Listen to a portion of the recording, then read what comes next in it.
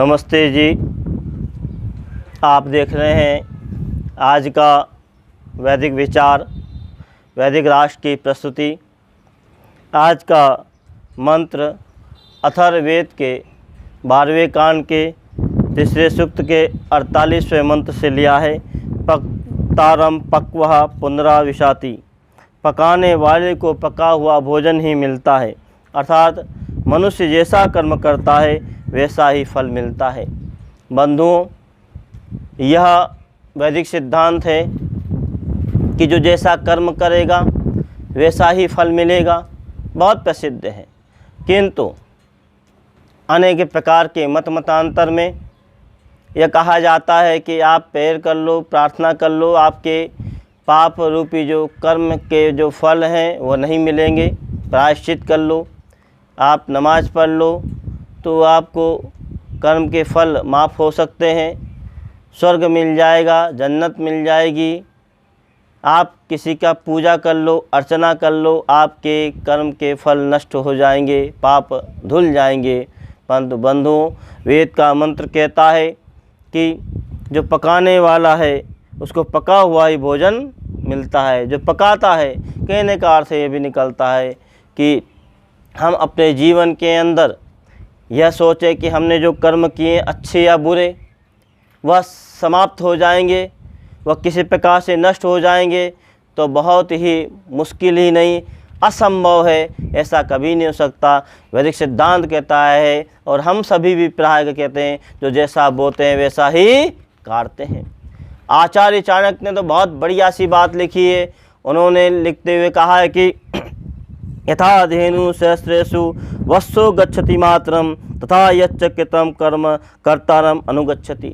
जैसे हजारों गौओं में बछड़ा अपनी माता के पास ही जाता है, अपनी माता को पहचान लेता है, उसी प्रकार से निश्चय ही जो किया हुआ कर्म है वह कर्म करने वाले के पीछे पीछे चलता है। बंधुओं, कितनी बड़ी विशेष बात करी। दो यहाँ विशेष बात कही गई।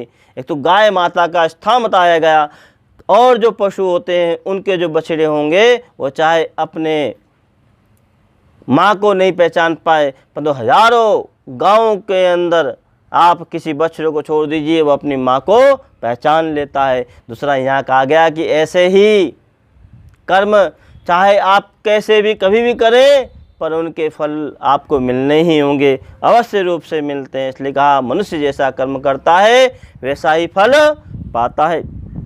जो औरों को दुख पहुँचाते हैं सुख से न उन्हें बसते देखा, जो औरों को दुख पहुँचाते हैं सुख से उन्हें न बसते देखा, जो औरों का जी तड़पाते हैं उनको न कभी हंसते देखा।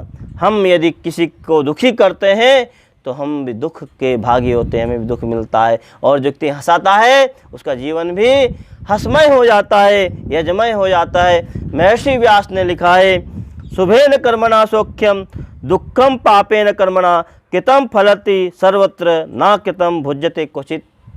शुभ कर्म करने से सुख और पाप कर्म करने से दुख मिलता है। जो व्यक्ति सुख कर्म करेगा उसको सुख मिलेगा, और पाप कर्म करेगा तो उसे पाप मिलेगा। अपना किया हुआ कर्म सर्वत्र ही फल देता है, बिना किए हुए कर्म का फल नहीं भोगा जाता। हम अनुभव करते हैं, देखते भी हैं।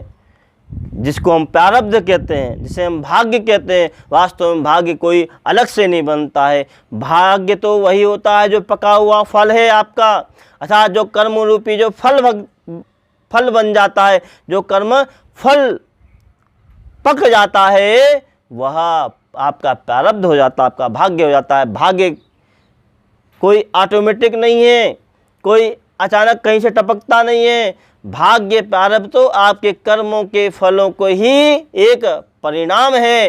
इसलिए बंधुओं, ये मत सोचना कि हमने अच्छा कर्म किया तो हमको अच्छा फल नहीं मिलेगा। कई लोग तो ऐसा भी सोचते हैं कि हमने अच्छे कर्म ज़्यादा किए और गलत कर्म कम किए, अशुभ कर्म कम किए, तो क्या शुभ कर्म से अशुभ कर्म घट जाए तो हमें सुख मिले? ऐसा भी नहीं होता है।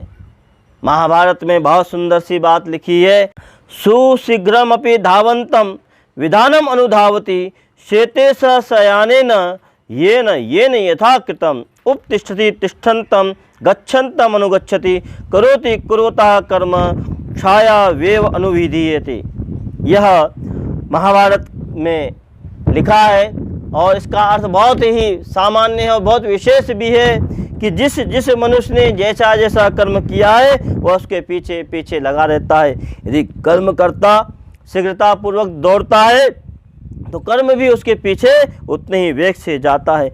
यदि कर्म करता सो जाता है, कर्म यदि सो जाते हैं तो कर्म फल भी उसके सो जाते हैं। कई लोग कहते हैं अरे तुम्हारा तो भाग्य सो गया है, तुम्हारा प्रारब्ध सो गया है। तुम्हारा प्रारब्ध नहीं सोया है, तुम्हारा भाग्य नहीं सोया है, अभी तुम्हारे कर्म सो गए हैं। इसलिए कहा जब मनुष्य चलता है तो कर्म भी उसके पीछे पीछे चलता है। इतना ही नहीं, कार्य करते हुए कर्म संस्कार उसका पीछा नहीं छोड़ता है, सदा छाया उसके समान पीछे लगी रहती है। इसलिए कहा पक्तारम पक्वः पुनराविशाति, पक्तारम पक्वः पुनराविशाति। बंधुओं, इस वेद की सूक्ति में कहा है जब हमारे कर्म के फल पक जाते हैं, या इसका दूसरा अर्थ है यहाँ पर जो विशेष कहा गया कि जो पका हुआ भोजन बनाते हैं उनको पका हुआ भोजन मिलता है।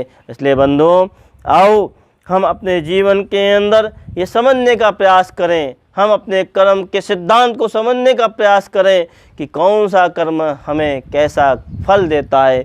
जिस व्यक्ति ने देख लिया, समझ लिया कि मैं जो कर्म कर रहा हूँ उसका फल मुझे भोगना होगा और यह समझ लेगा कि निश्चित रूप से मुझे भोगना होगा, तो वह कर्म सही प्रकार से करेगा। बंधुओं, इसी प्रकार से आप वैदिक विचारों को, वैदिक संदेश को सुनने के लिए वैदिक राष्ट्र यूट्यूब चैनल को सब्सक्राइब करिए, लाइक करिए, शेयर करिए। अपने सुझाव, अपने विचार हमको देते रहें। ओम शांति शांति शांति।